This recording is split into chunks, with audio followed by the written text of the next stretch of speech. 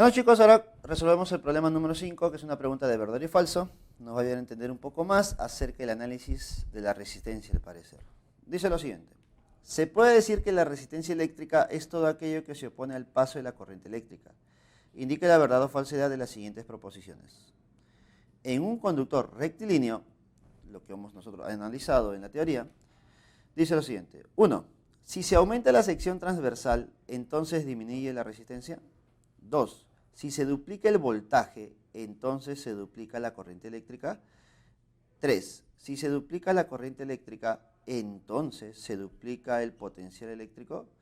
Ya está. A ver, acá estamos analizando resistencia, pero también se está analizando el voltaje y también la potencia eléctrica. Así que vamos a recordar cada uno de ellos, que es muy importante. 1.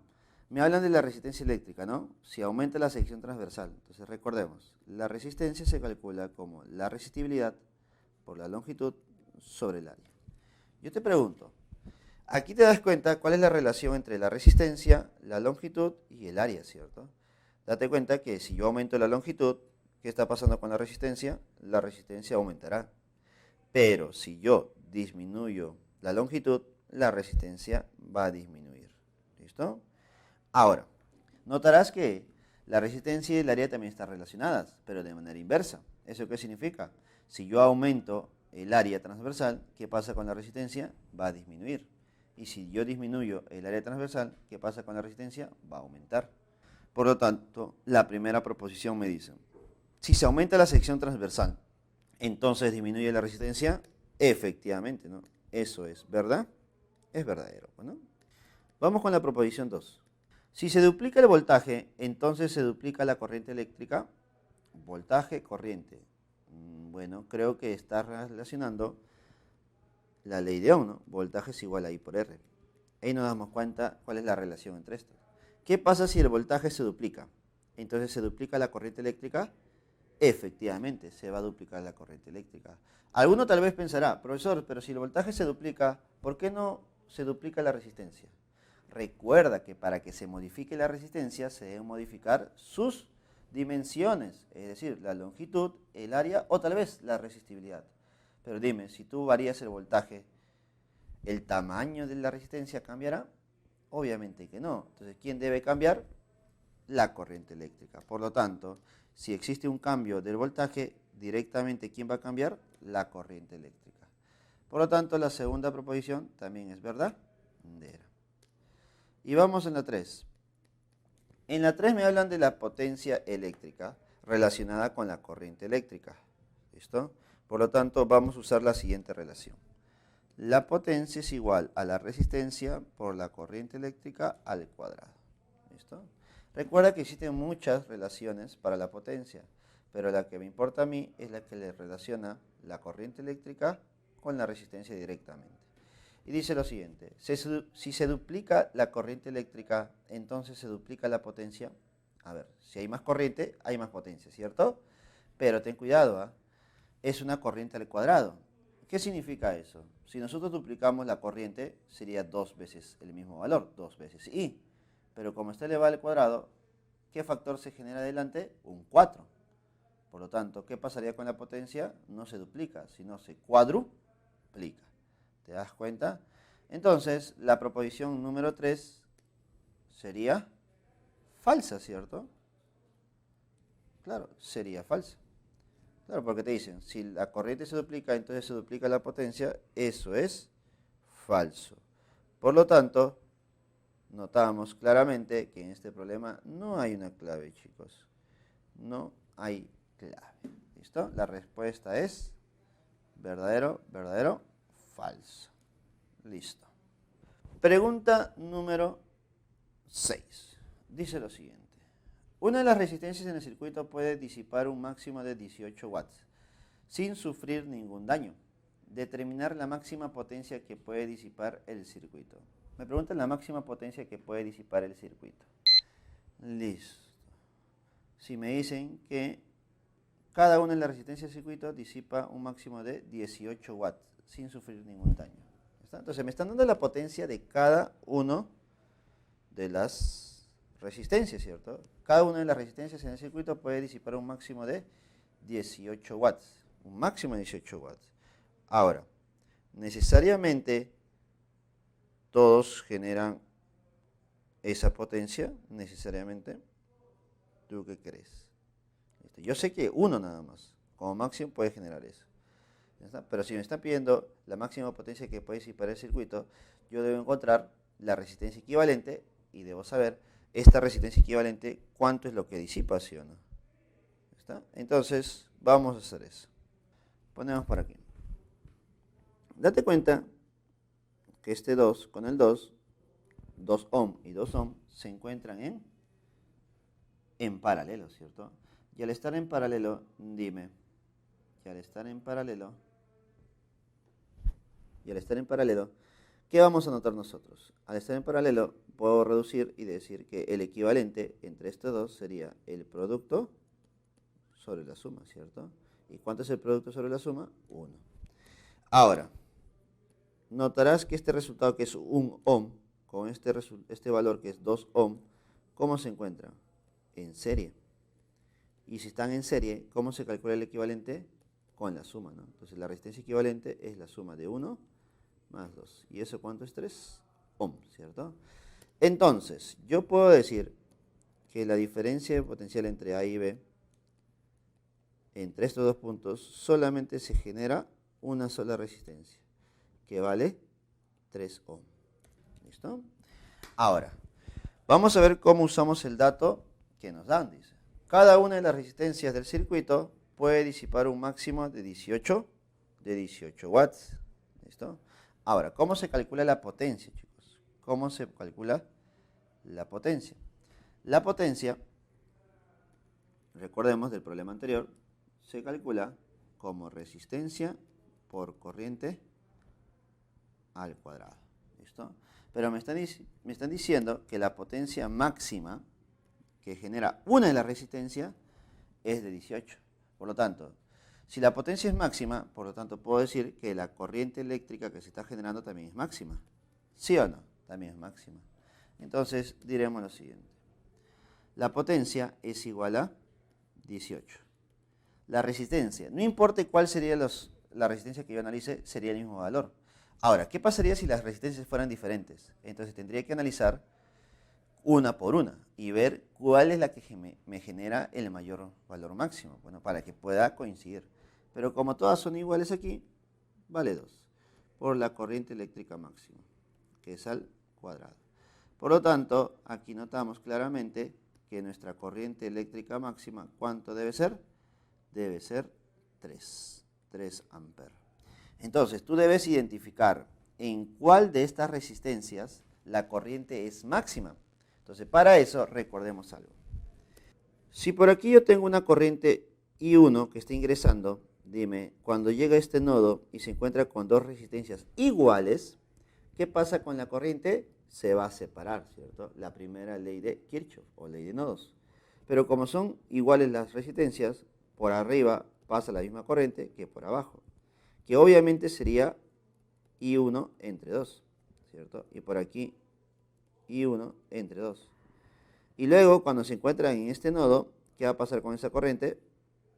Se van a unir. ¿Y cuánto sería? I1. Por lo tanto, notamos que por la resistencia de arriba circula una corriente de I1 entre 2. Por la resistencia de abajo circula una corriente de I1 entre 2. En cambio, por la resistencia de la derecha circula una corriente de I1. Por lo tanto, ¿cuál es la máxima corriente que se está generando a través de una resistencia? I1, profesor. Por lo tanto, este I1, ¿cuánto debe valer? 3 amperes, porque es nuestra corriente máxima. Entonces, ya tengo la corriente que está circulando a través del punto A y el punto B. ¿Cuánto es esta corriente? Esta corriente vale 3 amperes. Y si tengo la corriente y tengo la resistencia equivalente, ¿puedo calcular la potencia máxima del sistema? Claro, la potencia máxima del sistema se calcularía con la resistencia equivalente por la corriente eléctrica al cuadrado. ¿Y esto cuánto sería? El equivalente vale 3 por 3 al cuadrado. Listo. Esto sería 3 por 9. Y me saldría 27. 27 ¿qué? 27 watts. Ahí está. Por lo tanto, la clave del problema número 6 sería la clave C. Ahora resolveremos el problema número 7. ¿Listo? Que es un problema interesante, chicos. ¿Ah? Interesante. Dice lo siguiente. Una tetera eléctrica calienta un líquido aumentando su temperatura de 20 a 23. Esto aumenta en 3 grados Celsius durante 120 segundos. Si la capacidad calorífica del líquido es de 624 calorías por grado Celsius, pregunta, ¿cuál es la potencia consumida por la tetera? Asumir que todo el calor disipado en la resistencia eléctrica de la tetera es absorbido por el líquido. A ver. Es una tetera eléctrica y sabemos que toda tetera eléctrica funciona con una resistencia interna. ¿Listo? Esta resistencia interna genera disipación de calor. Ya está, más o menos para que nos podamos entender. La resistencia interna normalmente tiene esta forma. ¿Listo? Esta es la resistencia. Esta resistencia, al circular la corriente a través de ella, empieza a calentarse y eso genera disipación de energía en forma de calor. Y ese calor, ¿quién lo absorbe? Obviamente lo absorbe el agua que está en la parte superior, se supone, o alrededor de la resistencia. Y debido a ese calor absorbido por el agua, ¿qué va a pasar con la temperatura del agua? Va a aumentar. Listo. Por lo tanto, si la temperatura del agua aumenta de 20 a 23, por lo tanto el cuerpo, el agua, ha absorbido calor. Pero ese calor generó un cambio de temperatura. Por lo tanto, le llamamos calor sensible. Por lo tanto, ponemos por aquí. Para el agua. Para el agua, ¿qué se va a cumplir? Que el calor absorbido es un calor sensible, que es igual a la masa, calor específico, por la variación de temperatura. Pero el problema no me da calor específico ni la masa, me está dando capacidad calorífica. Y recordemos que la capacidad calorífica es el producto de la masa por el calor específico. Esto es capacidad calorífica. ¿Listo? Y como yo tengo la variación de temperatura, dime, ¿con eso qué voy a encontrar? El calor. A ver, vamos a terminar esta parte. Entonces, el calor absorbido es igual. Capacidad calorífica, que es 624. Mira lo que voy a hacer. Voy a reemplazar con las unidades. Calorías por grados Celsius por variación de temperatura. Profe, de 20 a 23, ¿en cuánto ha variado? En 3 nada más, ¿sí o no? 3 grados Celsius. Y con eso notaremos que Celsius y Celsius se van y el calor sensible sería el producto de 624 por 3. ¿Listo? Que sería 1872 calorías. Date cuenta que está en calorías. ¿Listo? Ahora, me dicen, ¿cuál es la potencia suministrada por la tetera? Asumir que todo el calor disipado en la resistencia eléctrica de la tetera es absorbido por el líquido. Entonces, aquí ya va otra parte. Porque me hablan de la resistencia, de la tetera. Entonces, ponemos por aquí, para la tetera. Pero decir tetera es decir resistencia, ¿cierto? ¿Sí o no? Ahí está. Entonces, recordemos. La potencia suministrada por esa tetera, recordemos que es la energía emitida por unidad de tiempo. Pero esa energía que se disipa en forma de calor, ya lo sabemos, ¿sí o no? Vale 1872 calorías. ¿Listo? Profe, pero una consulta. Cuando yo calculo potencia, no debe estar en calorías, debe estar en joules. Por lo tanto, este valor de calor sensible, ¿por cuánto debo multiplicarlo? Por 0,24. Y debo dividirlo entre el tiempo.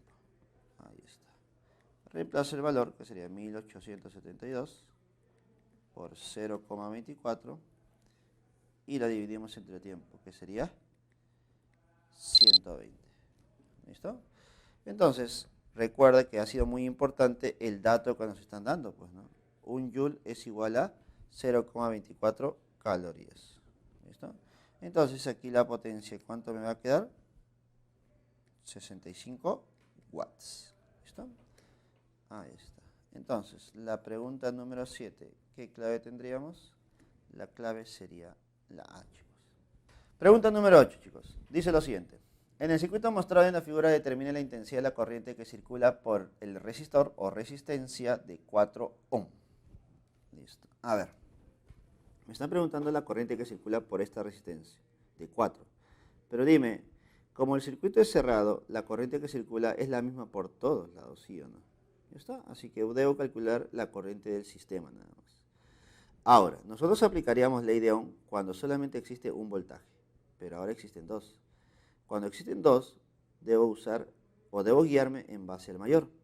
El mayor es de 12, por lo tanto la corriente notarás que debe ir en esta dirección. La gráfica ya me ayuda con la dirección. Ahora, ¿por qué es importante identificar el mayor? Porque en base al mayor yo voy a trabajar ley de trayectorias. Voy a comenzar a aplicar ley de trayectorias en el punto A. Y en esa dirección de la corriente voy a analizar todo el tramo. ¿Listo? A ver, para recordar un poco la ley de trayectorias. Ponemos por aquí. Ley de trayectorias. Diremos lo siguiente. ¿Dónde estamos comenzando? En el punto A. Comienzo en el punto A en esta dirección. Entonces, habría un voltaje en A. Luego encuentro una diferencia potencial de 12 volts. Pero como va de menos a más, cuando va de menos a más, hay una subida de voltaje. Por lo tanto, sumo 12. Luego me encuentro con una resistencia. Recuerda que las resistencias siempre generan una reducción del voltaje. Por eso resto el producto de R, que es la resistencia, por I. Luego sigo avanzando y encuentro otro voltaje, pero ahora es de más a menos. Cuando es de más a menos, se resta. Vamos a restarle 6. Sigo avanzando y encuentro una resistencia de 4. ¿Qué hacen las resistencias? Reducen el voltaje en 4 y ya llegué por fin al punto A. Por lo tanto, todo esto es igual al voltaje en A. Como el punto inicial y el punto final es el mismo, el voltaje inicial y el voltaje final se van a ir. Por aquí me va a quedar 12 menos 6, eso es 6. Y al otro lado se va a ir el menos 6i y menos 4i. ¿De qué manera? Como un 10i.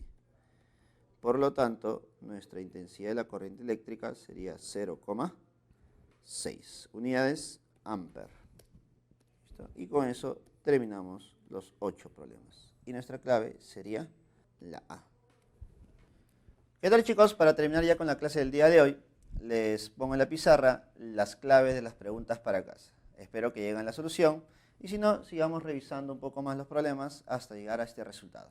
¿Listo? Ahí tenemos las claves, las 7 preguntas que tenemos para casa de esta semana número 13, chicos. Conmigo será hasta la próxima oportunidad. Bueno, chicos, ya hemos resuelto los problemas de clase. Ahora te toca a ti resolver los problemas dirigidos para casa para que puedas reforzar toda esta semana. Nos vemos hasta la siguiente semana, chicos. Cuídense.